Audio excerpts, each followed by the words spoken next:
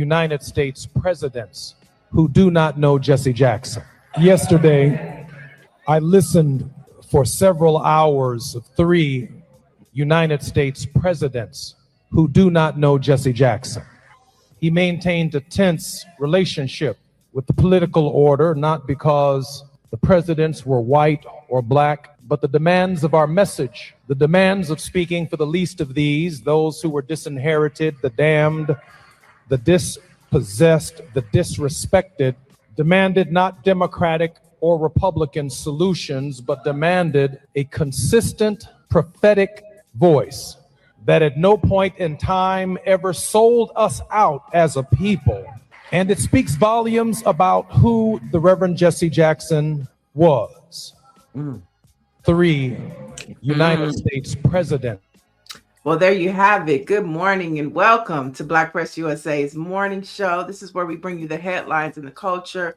And that was Reverend Jesse Jackson Jr. speaking on Saturday at the funeral or homegoing celebration of the Honorable Reverend Jesse Jackson. And, you know, he wasn't too happy with the presidents. I want to bring in our co-host, former Assembly member, and LA Commissioner Mike Davis. Welcome back to the show. Well, thank you for having me. And so you heard Reverend Jesse Jackson Jr. say the 3 presidents didn't know his daddy. What's your response to that?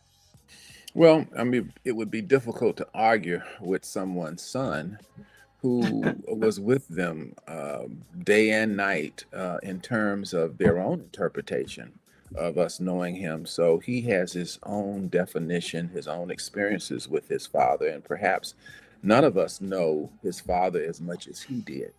So his point, I guess, is that there were some things that Jesse Jackson stood for that were not captured in the remarks of the presidents. But I do want to say that we do know who Jesse Jackson meant to us. He means something to each one of us. We do know generally he was a civil rights leader, and we know that he was talented beyond measure in terms of what he achieved. We know his story that he told us about. So no, we can't compete with his son who was with him day and night, but we all have an opinion of our experiences with Reverend Jesse Jackson. Right. Well, I thoroughly enjoyed, although it took him a while to get to his point, but I enjoyed the stories that Bill Clinton had about Reverend Jesse Jackson and the Little Rock Nine and how he had to go and see Reverend Jesse Jackson speak in that auditorium as I think he was an attorney general at the time or and then when on another anniversary, he went back as governor and then invited the Reverend Jesse Jackson back to the governor's house, the same house that tried to disenfranchise and block the 9 from going to school, and how they thought that was such a moment to be having dinner in that house, and how they stayed and talked all night long. So I'm just saying you can't have memories about somebody if you didn't know them. Now, I'm not saying they were best friends. Absolutely. But I thought that there was some good stories that came out about Reverend Jesse Jackson from the presidents. And I mean, quite frankly, we know when Barack Obama ran for president, there was some, comments that the Reverend made about Barack Obama, that had people. So, I mean, I think that we all love Reverend Jesse Jackson. I don't know what that was. Orange G says, is he still mad because he didn't receive a pardon? He didn't receive a pardon? Who didn't? Who did not? Jesse Jackson Jr. I see. There's another conversation saying, why didn't Biden pardon him? So maybe he's mad about that. Oh, I see. Interesting. Well, I'm sure he still has an opportunity to apply for a pardon. And oftentimes the pardons come on both sides of the aisle. Yeah. But I think it was pretty significant to have 3 sitting presidents. Yes. At a funeral for a civil rights leader. That was huge. Right. And I think that it shouldn't go overlooked or taken for granted that, his father meant that much, and the work and contributions that he made to our country were so important that three presidents, former presidents, felt it was worth pulling up, showing up, and speaking about his legacy. Absolutely. And I think people in general in the African American community felt it was appropriate. When we look past not just their symbolism of showing up, but we look at the significance of the African American vote in the victory of each of those presidents, because without that, they would not have been president. And to that point, I think Isaiah Thomas really drew the line in clarity in terms of the work that Jesse Jackson had done in his first significant run. We again know Shirley Chisholm was the first one to run for president, but Jesse Jackson ran in such a way that he was able to go all the way through the process in terms of, as I had mentioned last week, he had a trailer in the back, and he had staff and chairman of his efforts. So he made a significant difference in his run for the presidency. So when we look at all those things, we see that the presidents, who all three were there, should have personally been there because of the role that the African American community played in their success. Right, right. 100%. And Reverend Jesse Jackson contributed to a lot of that post civil rights. And so we continue to reflect on his legacy, gone, but definitely not forgotten. All right, chat, we got our morning poll. And so let's get to it. And it's all about immigration and Black labor tension. Now, the administration, the Trump administration, has surged ICE detention by 75% since 2025 and is using federal troops, as we know, for enforcement, citing the protection of American jobs. So the question becomes, does the administration's hardline immigration and mass deportation strategy help or hurt Black workers? And so option A, do you believe it helps? If you believe it helps, drop an A. If you believe it hurts, drop a B. And if you think it has no impact at all, drop a C. And let us know what you think about Trump's immigration policy. Does it hurt Black American workers? Drop an A. No, I mean, drop a B. Does it help? Drop an A. And if it's no impact at all, drop a C. Mike, what do you think? Well, I think when we look at it, and in terms of the decision that we're asked to make, it is clear that it is used as a split issue in terms of the African American community and the journey of other Americans. To what degree have we all been immigrants at one point or another? To what degree are African Americans or those of African influence also immigrants? But at the same time, is this experience what is stopping us from hiring African Americans? Really? So we can't hire African Americans because of our position on immigration? No, we can hire African Americans. We can hire them now. And immigration has nothing to do with hiring them. There's an underrepresentation of African Americans at many levels of government right now, today. And it is in many areas. You know, one big city has underrepresentation of Black engineers, another one, firefighters. And so we can focus on the need for inclusion, and it singularly alone is the reason why we have a problem with Black full employment. I don't buy that any other issue is the reason why. You can hire us if you want to, even in California. So yours is C, no impact. You don't think it has an impact on Black American workers, right? You're saying there's no impact. That white people can hire Black people if they want to. That's clear. That's what you believe. Okay. So the chat is chatting and they're chiming in. Helen Brown, Michelle Madison, and Marion Robinson all say B. They think it hurts. It creates a police state atmosphere in our neighborhoods. That's one thing that it does.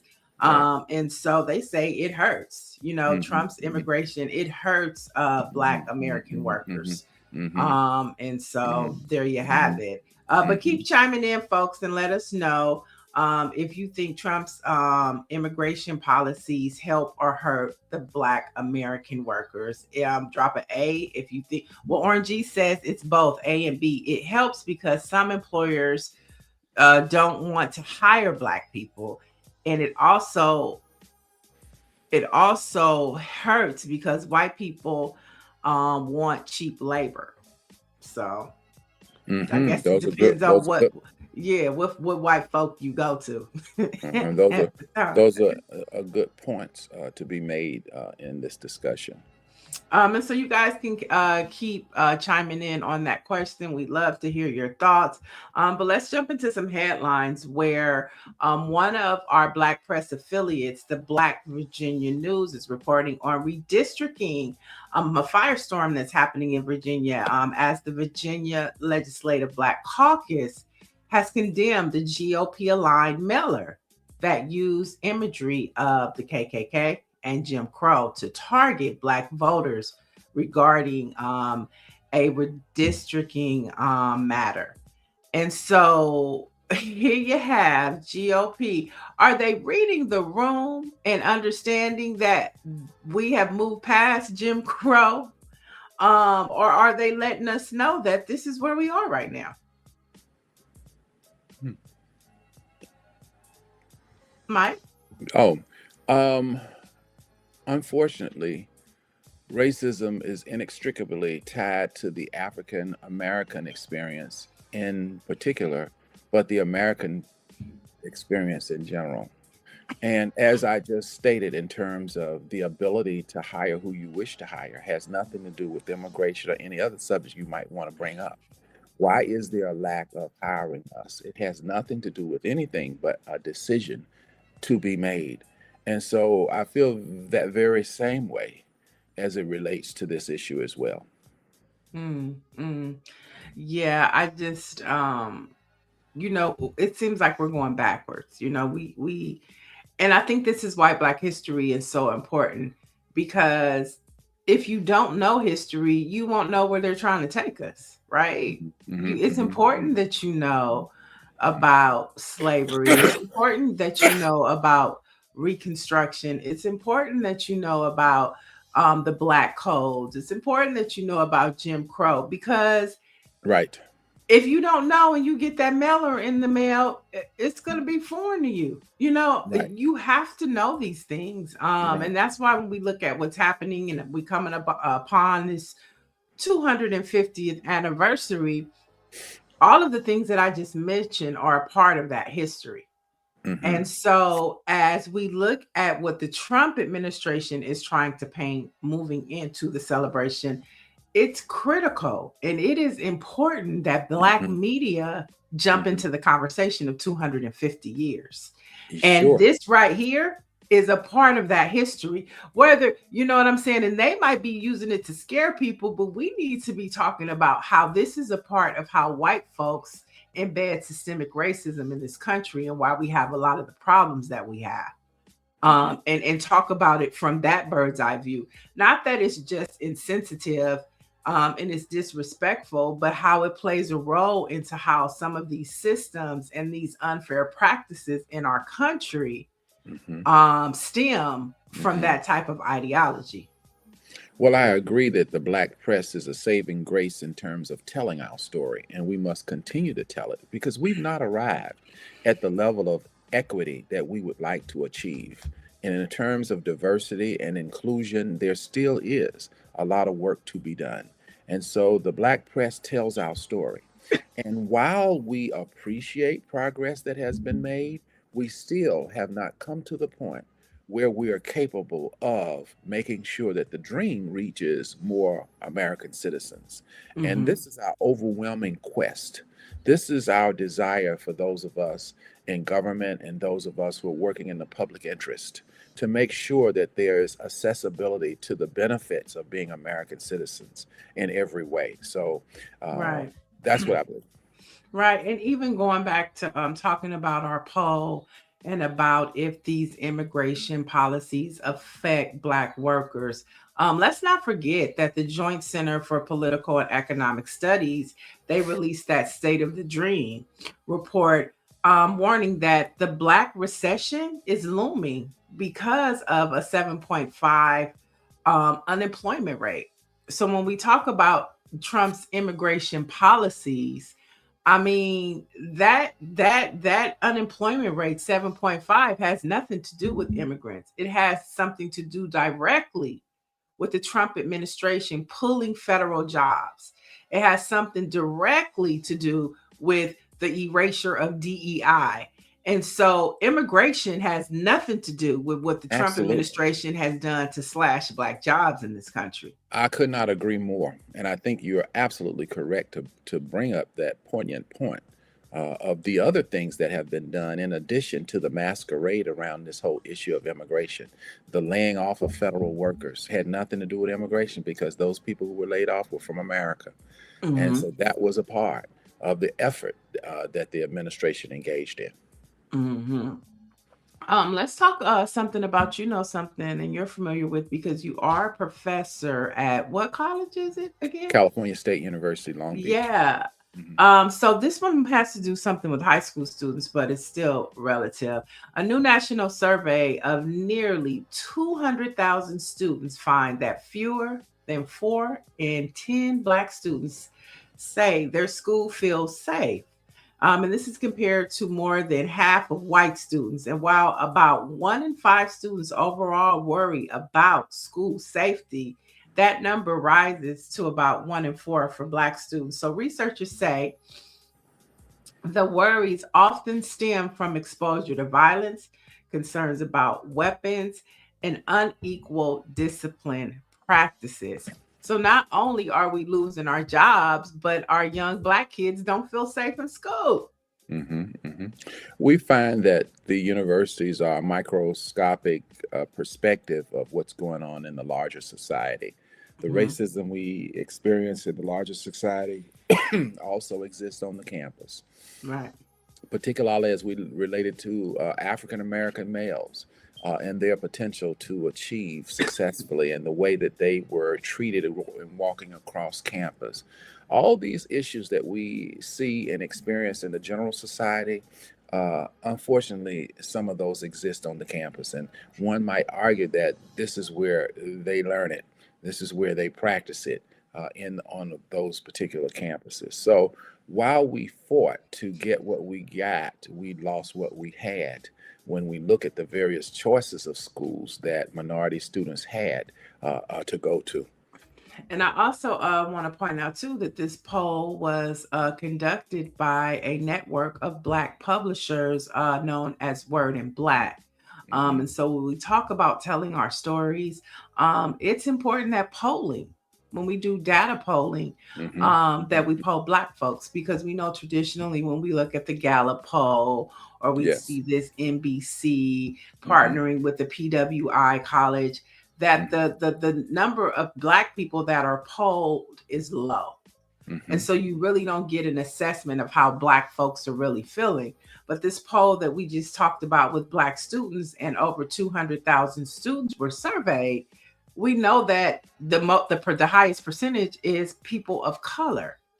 And this also helps tells our stories. And that's why it's so important to encourage Black media to continue to do these polls. And hopefully they can partner with institutions, HBCUs, like, the Georgia HBCUs or the Louisiana HBCUs or, so forth, so that we know what Black America is feeling and we can tell you. And that's what one of the powers that the Black press has.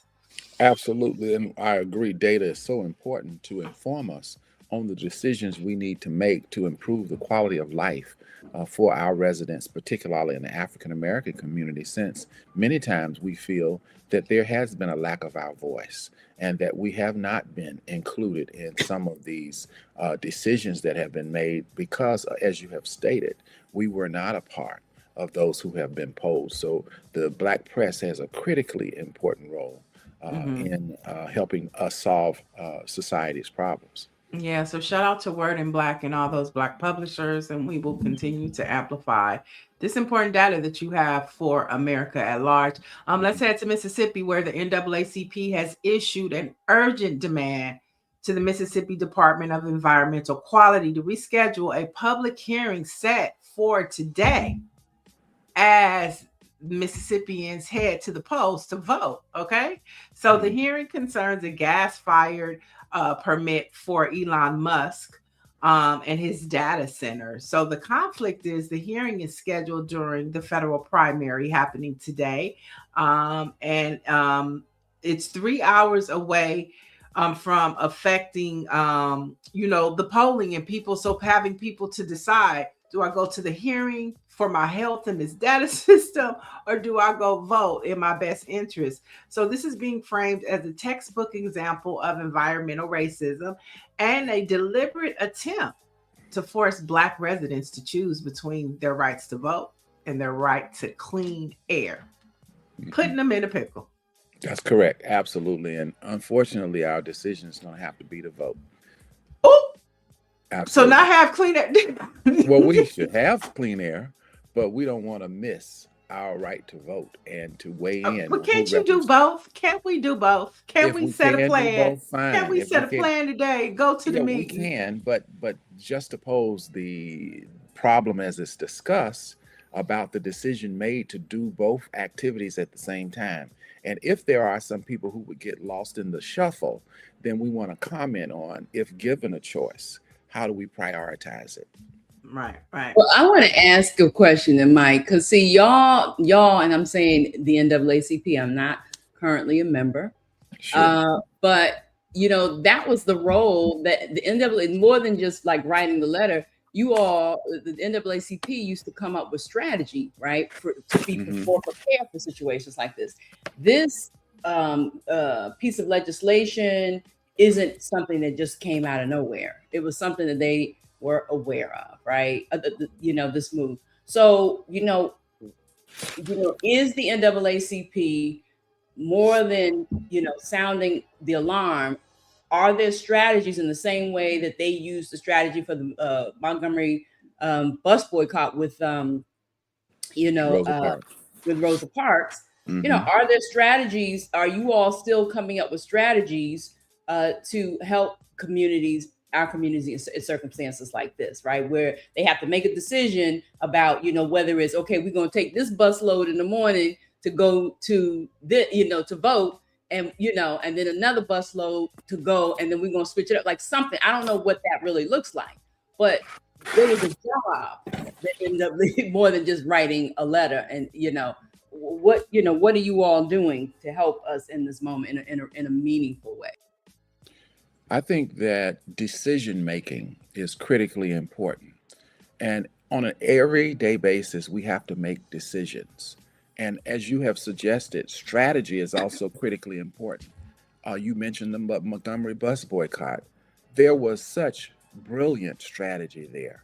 And they were able to sustain their actions in such a way that it broke financially the backs of the Montgomery bus boycott, the transportation system.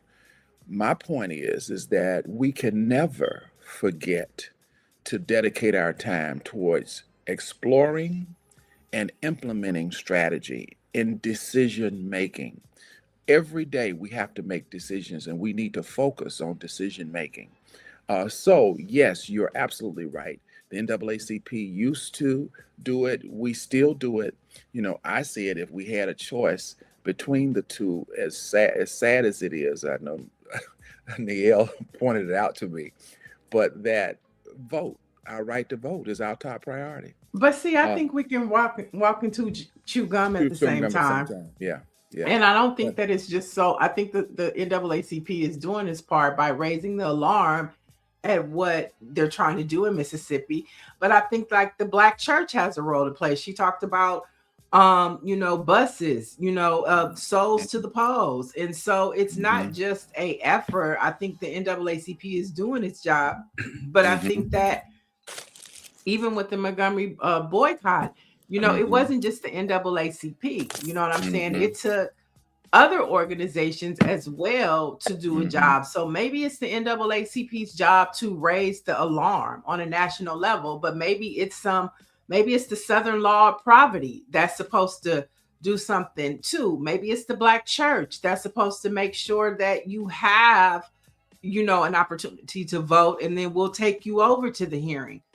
So I do think that it is more than just about one organization being the all end all. I think that it is a collective. I mean, I know that Black Voter Matters is in Mississippi. Maybe it's their job to make sure that the people get to the polls. Maybe it's the Black church's job and the NAACP job to make sure they have enough support at the hearing.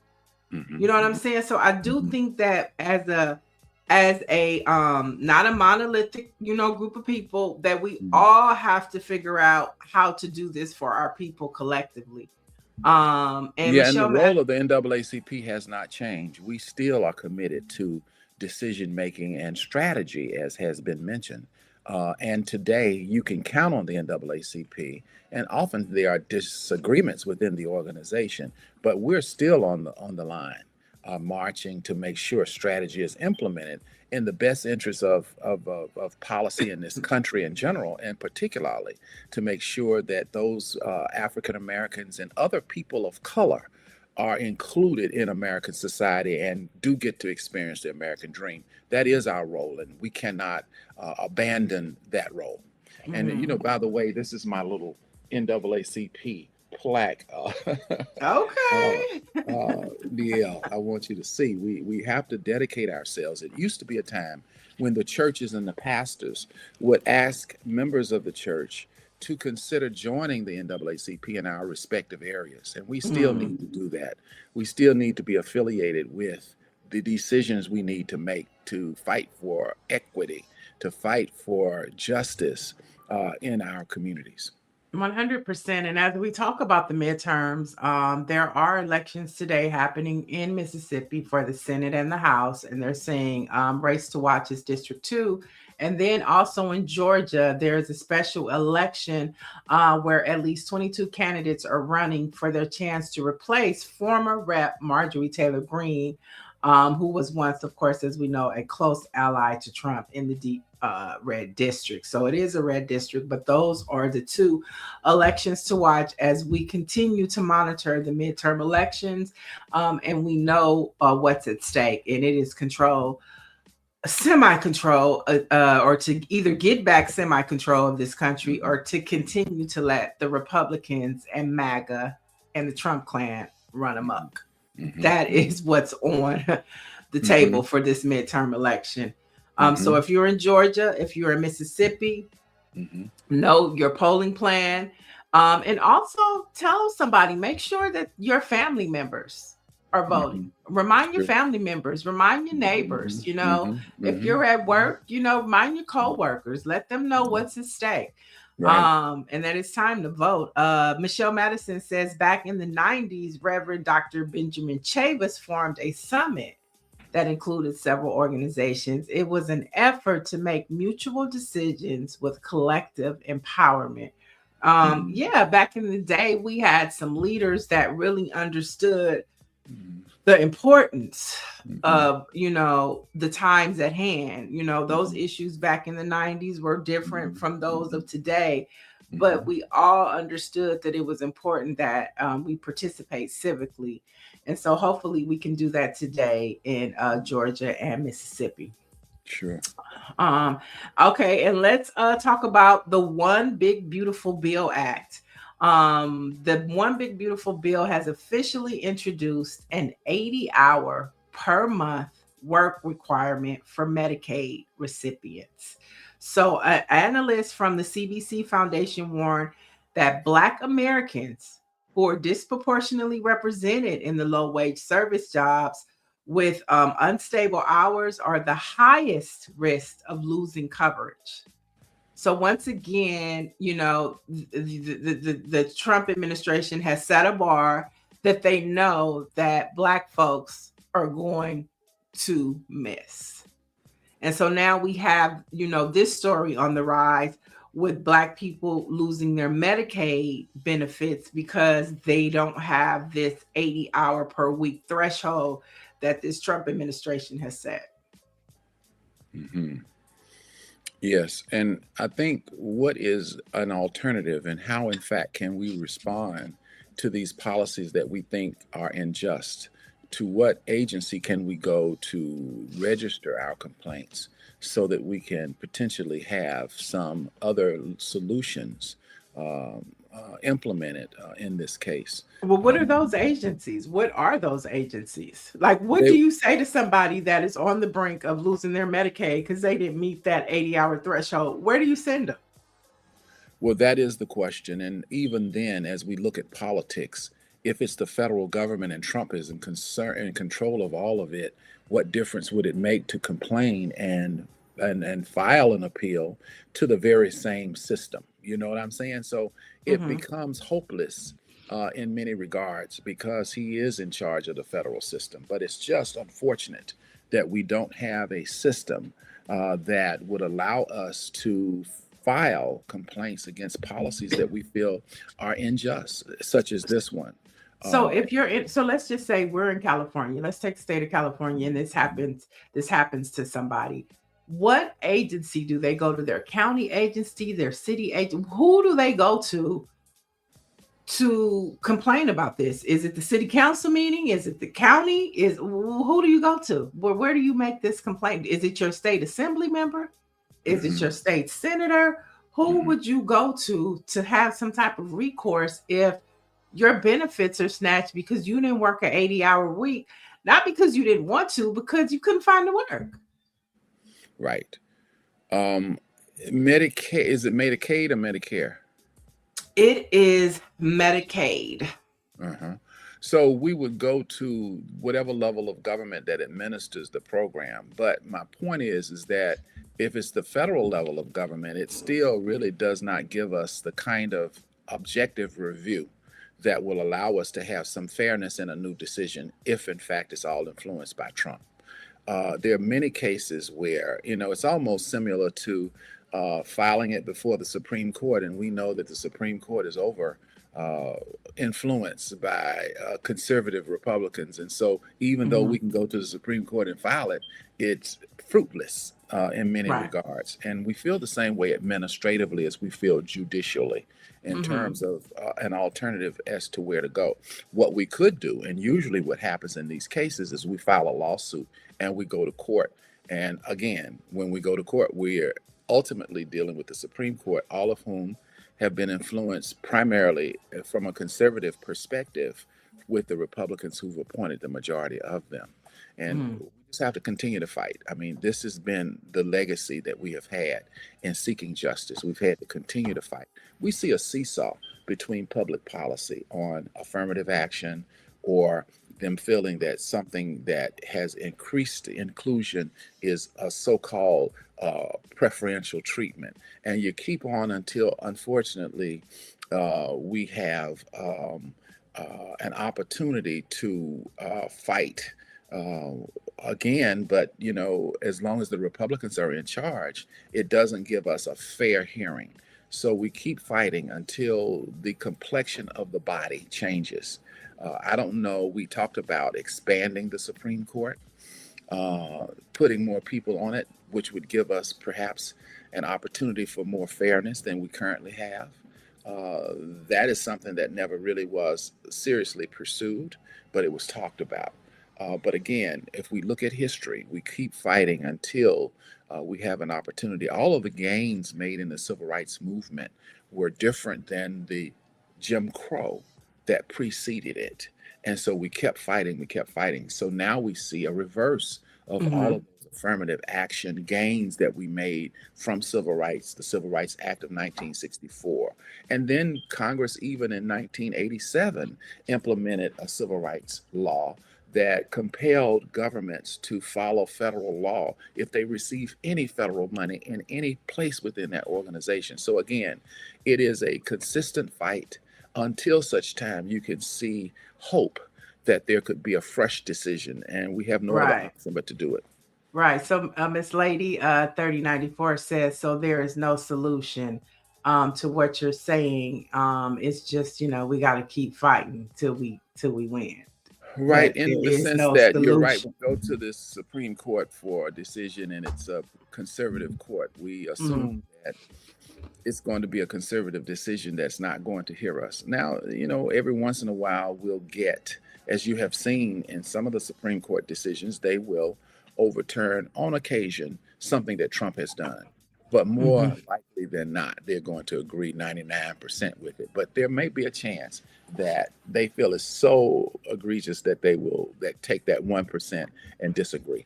But Mhm. hopefully we can create an environment that is much more fair than we currently experience. We have Trump in charge of the federal government. We have a conservative judiciary as well.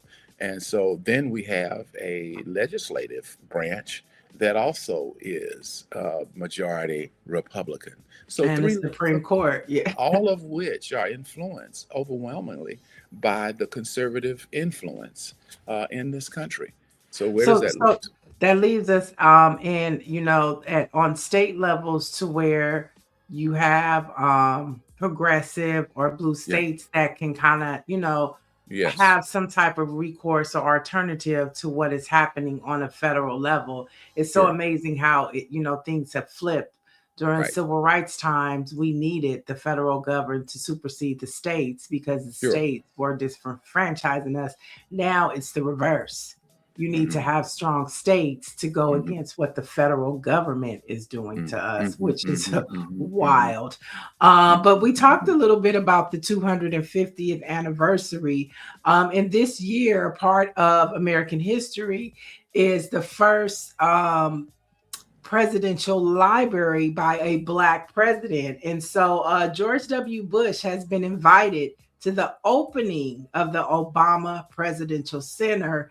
Mhm. So much like his legendary 2008 presidential campaign, Obama continues to push the narrative of hope to the American people, highlighting the feeling visitors may feel upon arrival. Now, the opening ceremony is scheduled to take place on June 18th, with the public opening scheduled for June 19th.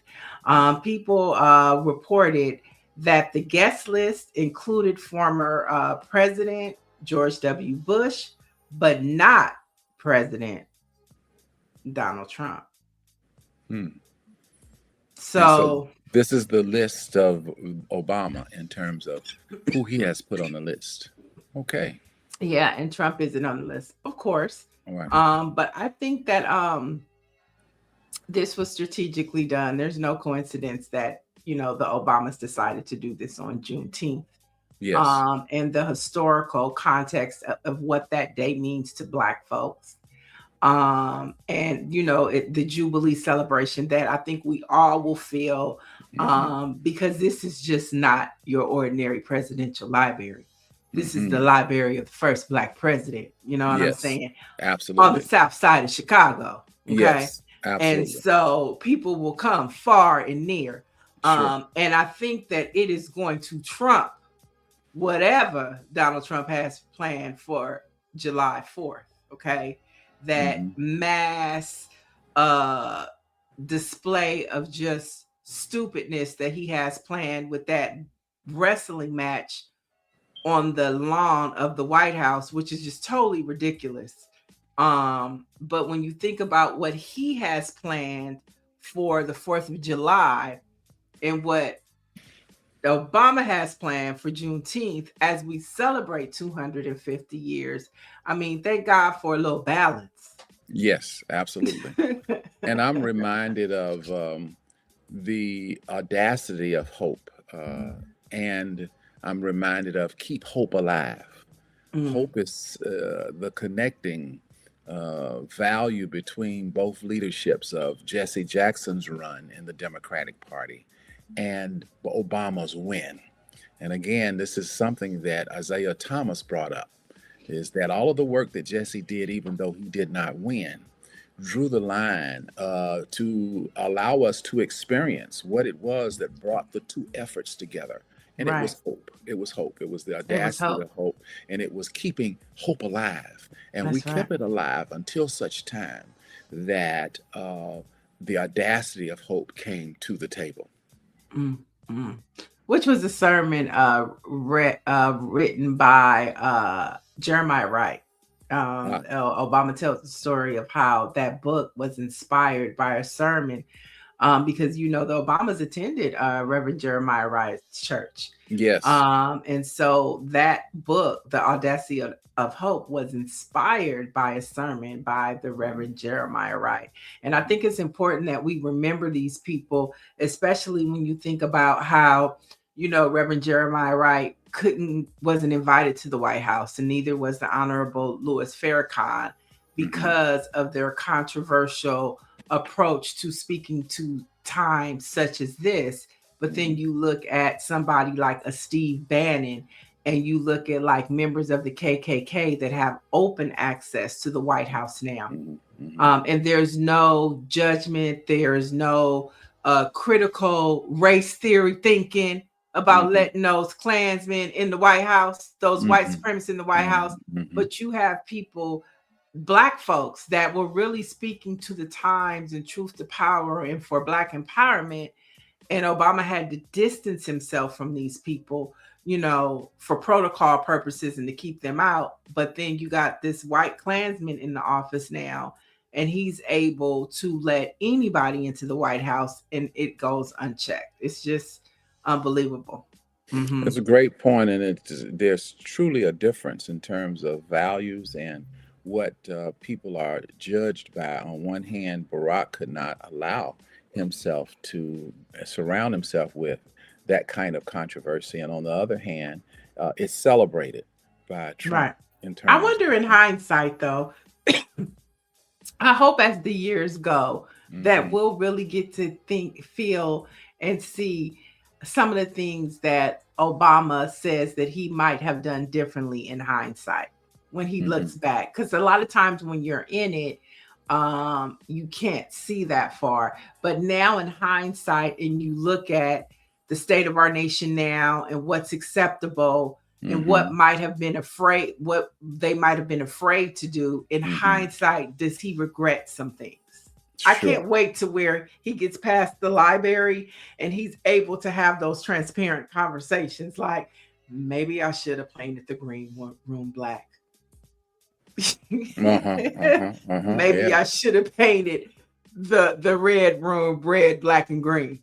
You know what I'm saying? That type of stuff. Like maybe, because Trump just tore down the West Wing, okay? And it's still crumbs, big slabs of concrete on the ground.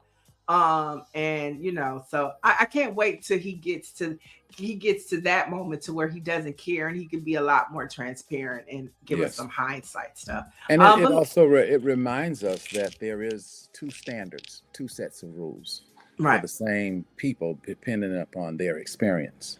And so for us, it's always been different. We were not able to do what a Trump can do, and it feeds right into what America is.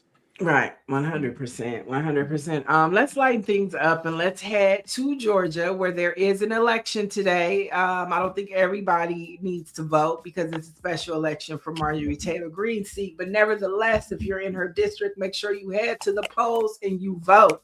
There's a young African-American man running for that seat too, isn't it? Or is it still? Is he Republican or Democrat? Because that's red territory. So yes, we'll have to take a look at that and see what happens tomorrow. But let's head to Atlanta. Okay, so yesterday, Mike, we talked about Magic City at the Atlanta Hawks game. And so it was a big controversy. You had several hip hop artists like T.I. was supposed to perform. I know a lot of the artists were saying this is a cultural moment, but the NBA stepped in, and said, I'm sorry, Atlanta Hawks, but we're going to have to cancel this.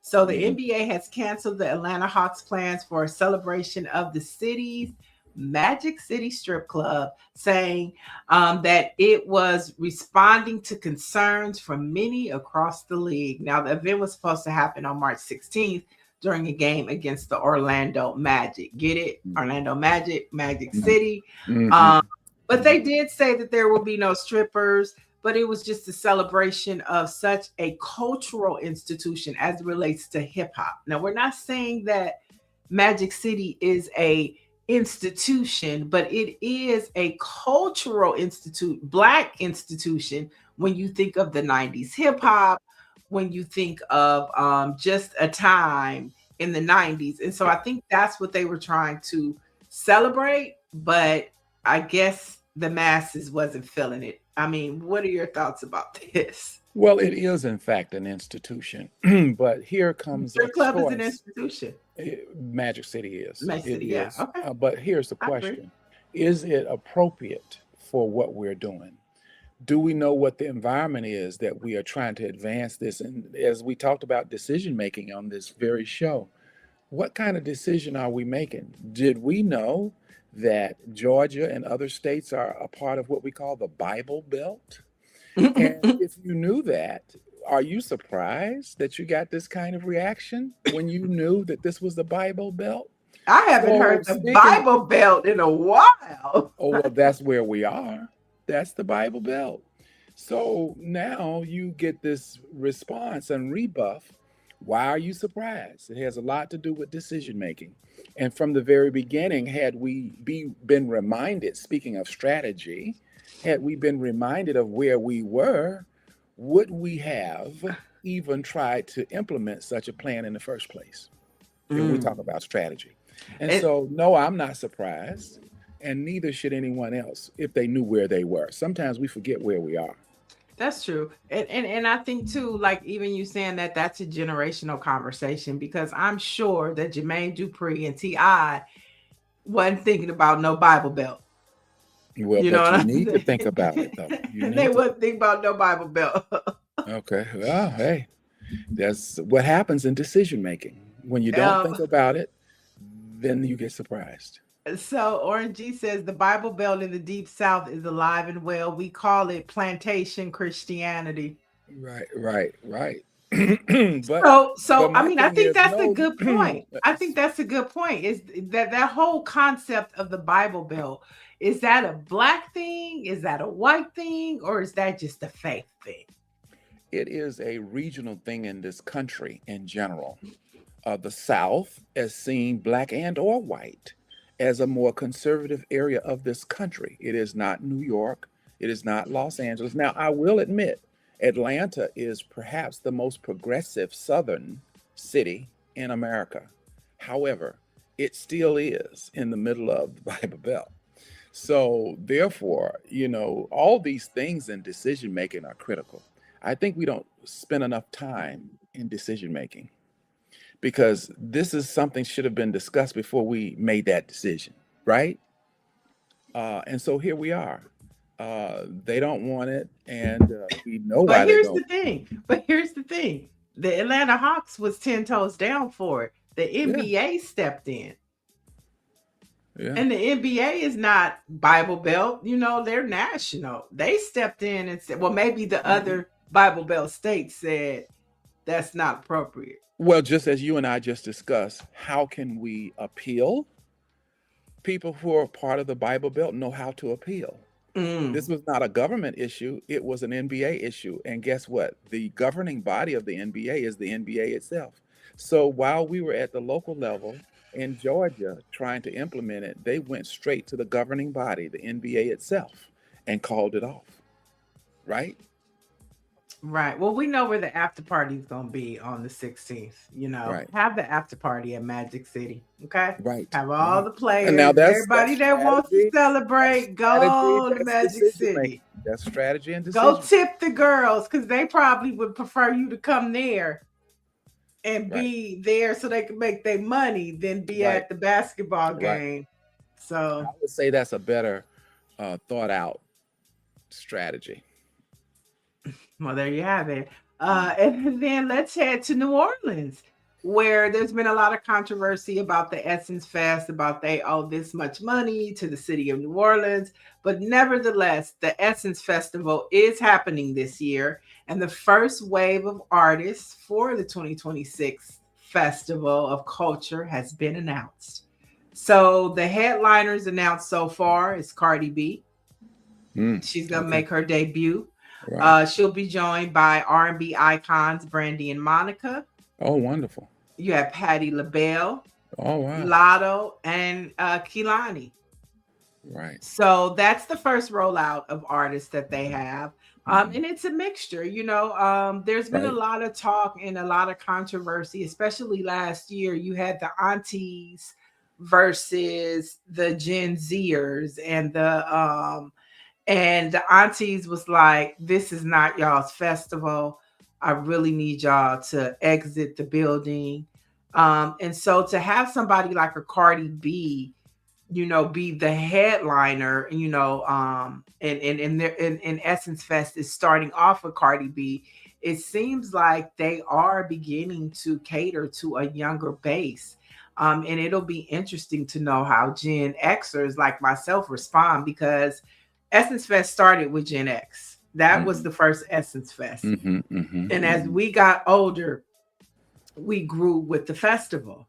And then our kids and our nieces and nephews started hearing about how much fun we had. Now they want to come to the party, and the aunties and the uncles, it's like, y'all cause too much trouble. But it seems like Essence is like, look, this is where the base is. This is where our new attendees are coming from, and so y'all just need to make space. Well, I think the Essence Festival, it has a rich legacy, and it's an outstanding festival. And I think that over time we can look back with pride on the programs that have been implemented there. I remember having heard about Frankie Beverly and Mays being there. Whether or not you heard about it, I remember Luther Vandross breaking out, and of course Patty has been a reoccurring dynamic role. But I also believe that the city of New Orleans must begin to support the Essence Festival and ought to do everything it can to make it a success. It is the location, New Orleans. It's a national phenomena, and they ought to make sure that it's successful every year. It's a focus on Black women who are the corner and the center of our life and experiences. So I think that New Orleans needs to get behind the Essence Festival to ensure that it's a continued success. They've done a great job by themselves, but my point is they should not be by themselves. It needs to continue. It's a wonderful program with a rich legacy of success. And there's no reason why it should be made a problem when in fact it is really an asset culturally to who we are, not only in New Orleans, but in this country. It is one of our most famous, most popular festivals annually. Yeah, and shout out to Susan Taylor, who was instrumental with the inception of the Essence Fest. And when we talk about passing the baton, she passed the baton on to the next generation of leadership of Essence. But we cannot forget to give Susan Taylor her flowers for providing this experience that you just talked about, and all of the legacy from Frankie Beverly to Luther Vandross to Anita Baker to Janet Jackson to New Edition to Mary J. Blige. I was able to go to the first Essence Fest, and it was Frankie Beverly and Mary J. Blige. Those two acts have been like, Coke to the cola. When you think about Essence Fest. And so, yes, some wonderful experiences, and just a great way to exemplify, the power of Black women. The rise of Black women was birthed through Essence magazine. You know what I'm saying? The power to see ourselves. Great publication. Susan Taylor, remember when she used to do those letters in the beginning? I mean, I know Black women was like, okay, that was one of the things that you got Essence magazine for, was to see what Susan Taylor was going to talk to us about. And so when you think of Essence, you think about all of these things. And so it is, somebody in the chat said, did they pay those people their money? Well, something was worked out, because I don't think New Orleans would have them there if, and they might still owe the money. But I mean, I think it's to point out that Essence Fest isn't probably the only, and Mike, you could talk about this when organizations or, publications or for-profit have conventions in cities. Right. Is Right. it common that if they do something, like let's just say they have something at the convention center here in LA, and like Mm-hmm. the LA Automotive, the car Sure. the car festival, Sure. The car show. and so they have that every year. I mean, are their bills always paid at the end, or sometimes do they roll over? I mean, is What I that would like to see, uncommon? and it happens on certain specific projects. I'd like to see the City Council of New Orleans get behind the Essence Festival. But they I'd like do. to They see, I'd do. like to see the Legislative Black Caucus of Louisiana get behind Oh, the that's a great Essence point. Festival. And when they get behind it, some of the businesses would be behind it as well. And it should always be in the black because they are behind it. It's a wonderful legacy event, and they need to get behind it. And so, yeah, there are projects where local governments and state governments get behind a project and make it successful.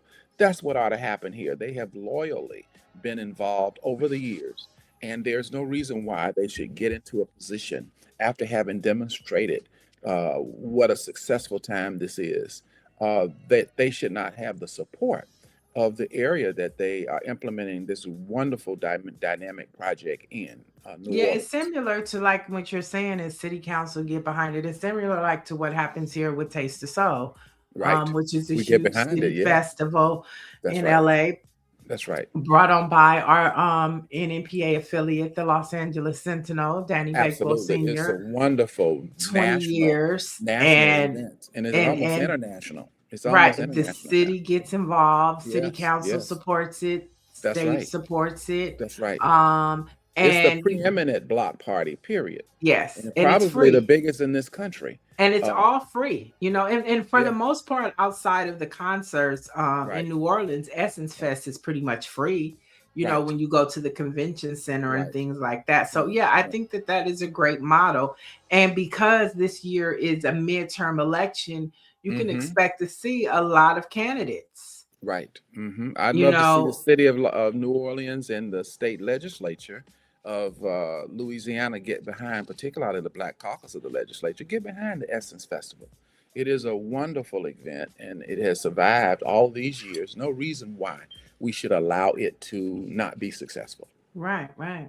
Yeah, and I think it's important to also remember the role that Essence played for New Orleans, Black New Orleans in particular, after Hurricane Katrina, right? Remember the Yes. CARES initiative, right? Mm-hmm. That's And correct. so, I think that I agree with both of you. I think that we need to try to figure out whatever the issues are, but we need to support Black businesses, and especially, Essence Magazine, Yes. so, especially, Okay. people specifically in our demographic, Neo, that that magazine and Susan Taylor's her monthly.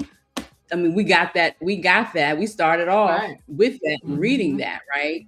Mm-hmm. That's how a lot of us, as we grew up, Susan Taylor's monthly thing, the inspirational thing, that's what got us reading Essence Magazine, right? That's what brought in this generation of readers. But Essence has done some tremendous things for our community over the years, and I think we need to continue to support them as much as possible. 100%. Michelle Madison says, I would like to see more corporations support the Essence Festival and Black Press. We support them. I mean, that is so true, but it's this whole concept of DEI. And what I'm seeing is that it's so easy for these corporations to begin to slip into a Donald Trump mindset. And so if they don't have to, what they're proving is they're not going to. Right. Just, so like all of the money that they gave, when George Floyd was murdered, it was a symbolic gesture. But the minute Donald Trump said you don't have to do it, they didn't do it. They're not doing it.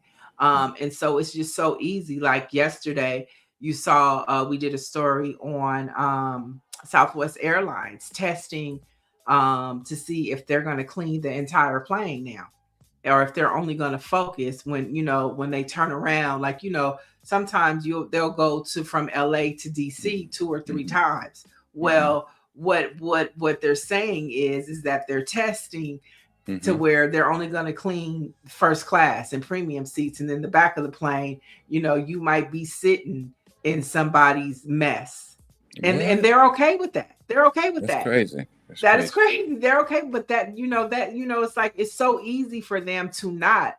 So to the point of support Black press, support the Essence Festival, we need that support. And right now the support is coming from, people in the chat. It's coming. So tell your friends to like and subscribe, not only to Essence Fest, but to Black Press, to our morning show, so that we can keep talking about these stories. Because when you turn on the news now, it's almost like watching state TV. And You're then damn near watching state also TV now. once again, our local leaders, you talked about what Trump can do. Well, what about a city council person in New Orleans? If you want to continue to do business in New Orleans, that city council person is important. So he has to, or she has to, stand up and say, this is a project that is important to our community. It's been here for a long time, and we want you to reinvest in it. This is the singular project, the same way with the legislature. And when they stand up, it doesn't matter what Trump's going to do, because we're talking about Louisiana, and we're talking about New Orleans, and we're talking about the local leaders. That is why they can't sit idly by and let this dissipate. They have to stand up, be assertive, and do something, and get some help from those people who are making their millions of dollars in New Orleans, millions of dollars in Louisiana, and they need to reinvest back into the institution that gives them their success economically. So let's talk about, so you said that. So before we move on, I think this is an important part to talk about too, because we're having, kitchen counter table talk. Right. Orange G brings up a good point. Target and Shea Butter, who are not Black owned, are big sponsors, and they target the Black dollar, but they are not Black owned. I want to focus on of the Essence Fest, but I want to bring that up because that was a big issue last year, that Essence Fest took money from Target, knowing that we were in the middle of a Target boycott. So, we talk about, we want the support, we want the advertisement dollars to help us produce these events.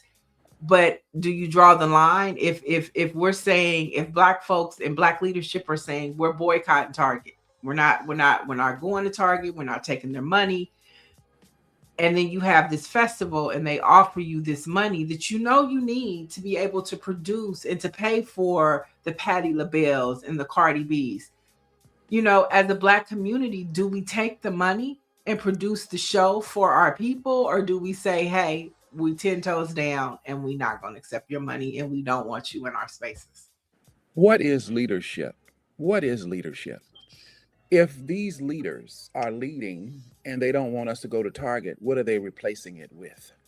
What we have here is a void of leadership. This is why over the last 10 minutes, we have been saying we want to see the city council behind this. We want to see the legislative Black caucus behind this, because they ain't been behind it to the degree that we expect.